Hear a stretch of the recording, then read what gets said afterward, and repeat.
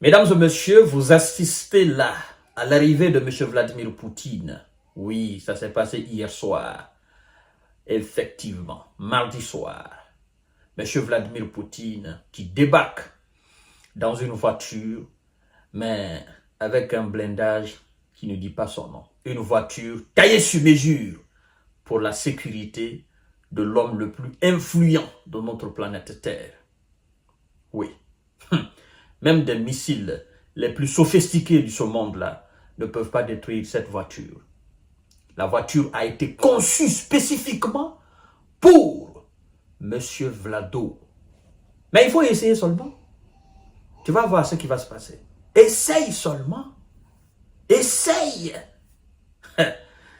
Avec M. Kim Jong-un, le cauchemar des Huiza et leurs alliés.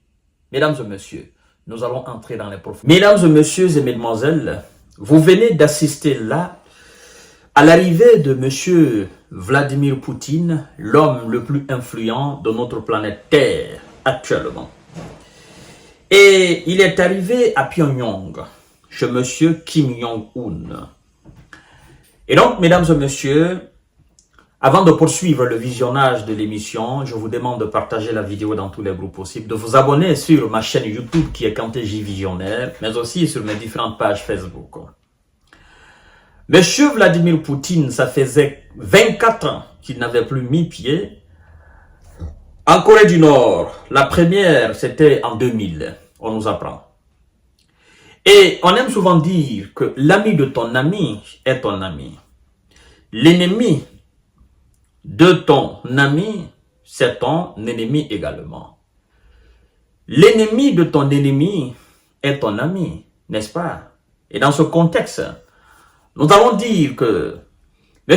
Vladimir Poutine, sa Russie, qui sont amis, partenaires, collaborateurs de la Corée du Nord, sont tous deux considérés par les Huiza comme des ennemis de l'Occident. Et pour les Russes alors, l'ennemi de la Corée du Nord, c'est les Huiza, n'est-ce pas? Pour la Corée du Nord, l'ennemi de la Russie, c'est les Huiza. Et donc, la Russie et la Corée du Nord qui sont amis, et leurs ennemis communs, ce sont les Huiza et leurs alliés. Alors, qu'est-ce qui empêcherait, dans ce cas de figure, les deux amis de renforcer les relations bilatérales, les relations hautement stratégiques, sachant très bien que s'ils ne se donnent pas la main, l'objectif phare de leur ennemi est de les détruire, les anéantir complètement. Nous assistons là à quelque chose d'inédit et ça inquiète énormément les ennemis des deux amis ou des amis. Parce que Corée du Nord, la Russie, la Chine, ça fait énormément, beaucoup. Ça fait une force de dissuasion qui n'a jamais existé sur notre planète Terre. Ce sont toutes des puissances nucléaires. N'oubliez pas cela. La Corée du Nord est une puissance nucléaire. La Russie, on n'en parle pas. La Chine, on n'en parle pas. Donc, les trois pays, les trois puissances nucléaires, quand on fait la sommation de ces trois puissances nucléaires, ça dépasse largement la puissance nucléaire occidentale. Les États-Unis, la France, la Grande-Bretagne et autres. Vladimir Poutine ne vient pas seulement en Corée du Nord pour des objectifs militaires. Non. Voilà, c'est très important de le savoir. Même si il avoue avoir apprécié le soutien indéfectible de la Corée du Nord à la Russie dans ses activités militaires, notamment en Ukraine. Mais l'objectif de la Russie n'est pas seulement militaire. Il y a d'autres domaines. La Corée du Nord est une puissance technique et technologique. N'est-ce pas? La Russie a besoin d'autres choses, hormis même l'aspect militaire. Il y a l'aspect économique. Oui, Ça va vous surprendre. Mais la Corée du Nord, quand même, c'est une puissance. Vous comprenez? Dans plusieurs domaines.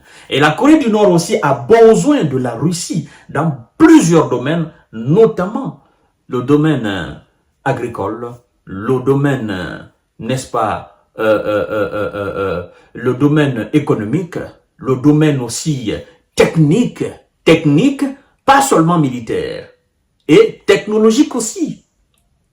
Vous comprenez?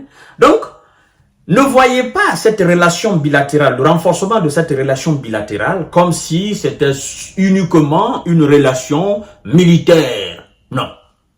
C'est quand même deux États indépendants qui ont le plein droit de renforcer leur coopération.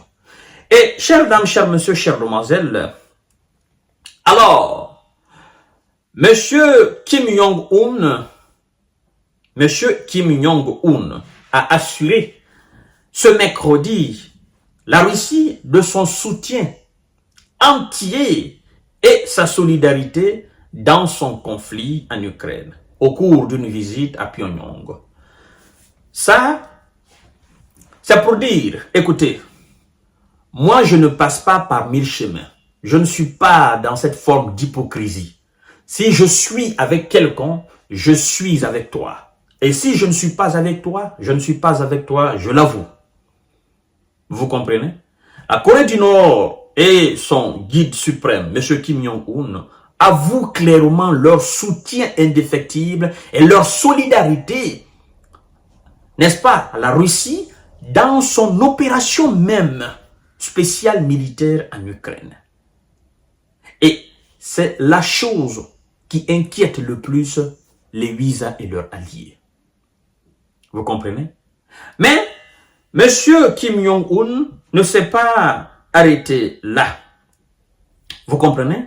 Monsieur Kim Jong-un ne s'est pas arrêté là, mesdames et messieurs. Il est allé beaucoup plus loin. Parce que c'est pourquoi je vous ai dit tout à l'heure que c'est pas seulement l'aspect militaire, c'est aussi l'aspect économique.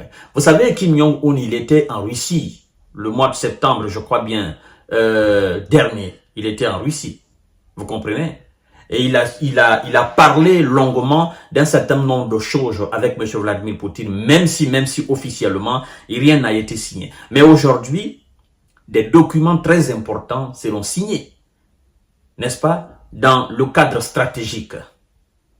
Vous comprenez? On l'a même accusé d'avoir livré des missiles et des obus à la Russie en contrepartie que la Corée du Nord, n'est-ce pas, aurait reçu, n'est-ce pas, de la nourriture de la Russie. Chose qui a déplu à Monsieur Kim Jong-un parce qu'il se dit, ben écoutez, avant l'opération spéciale militaire russe en Ukraine, vous devez savoir que la Corée du Nord vivait, la Corée du Nord se nourrissait. D'ailleurs, la Corée du Nord fait de l'agriculture.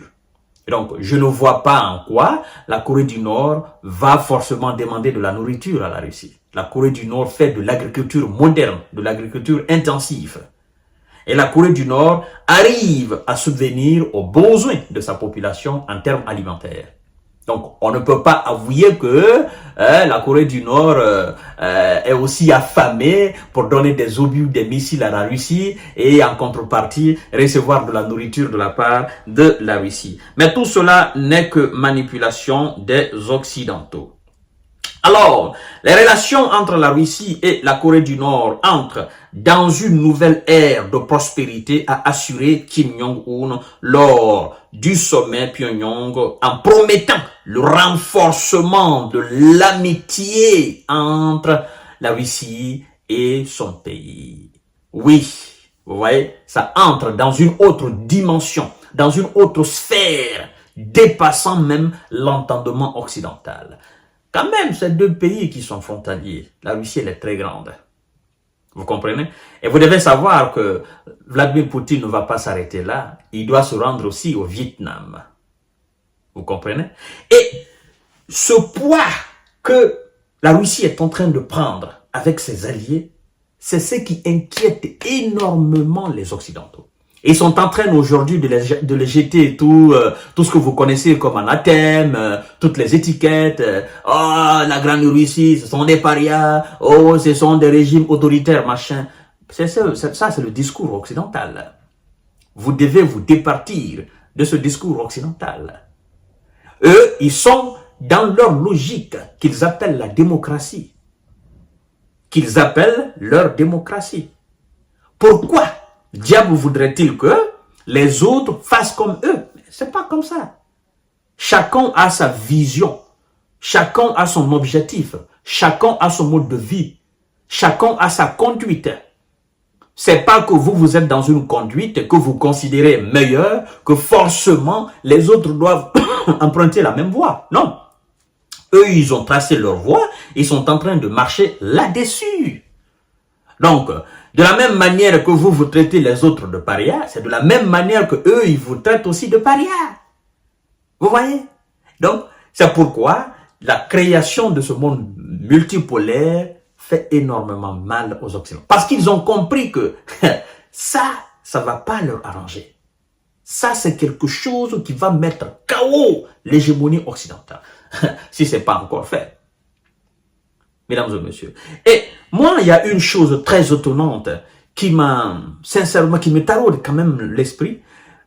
Je me dis, mais écoutez, vous dites que la Russie est isolée. Vous faites tout possible pour isoler la Russie. Et paradoxalement, c'est vous qui donnez de la lumière à la Russie. Pourquoi vous cherchez autant des informations liées à la Russie? Pourquoi vous vous intéressez autant aux différents déplacements et aux différentes déclarations de M. Poutine? Ou bien vous vous dites, ben, écoutez, c'est notre ennemi, nous devons quand même le tenir à l'œil. On ne sait pas ce qu'il est en train de marmonner dans l'ombre. Il faut qu'on le tienne. Ça ne sert à rien. Vous avez une politique d'isolement de la Russie et de son chef. Mais occupez-vous de cela. Mettez des stratégies en place. Renforcez vos stratégies pour l'isolement. Mais ne donnez pas de la lumière, ne donnez pas de la visibilité à la Russie. C'est ce que vous êtes en train de faire aujourd'hui à travers vos médias. Allez-y aujourd'hui, mesdames et messieurs. Tapez le nom de Vladimir Poutine. Tapez tout simplement guerre en Ukraine. Vous allez voir tous les journaux du monde entier, tous les journaux occidentaux, le gros titre, déplacement de Poutine, déplacement de Poutine, déplacement de Poutine. Au niveau des télévisions, déplacement de Poutine, déplacement de Poutine. Alors, est-ce qu'on peut dire que réellement la Russie est isolée? Ceux qui sont censés l'isoler, ce sont eux qui sont donnés, qui sont en train de donner de la lumière à la Russie. Tous les faits et gestes de Vladimir Poutine sont décortiqués par les mêmes personnes. Alors, qu'est-ce que Zelensky n'a pas compris?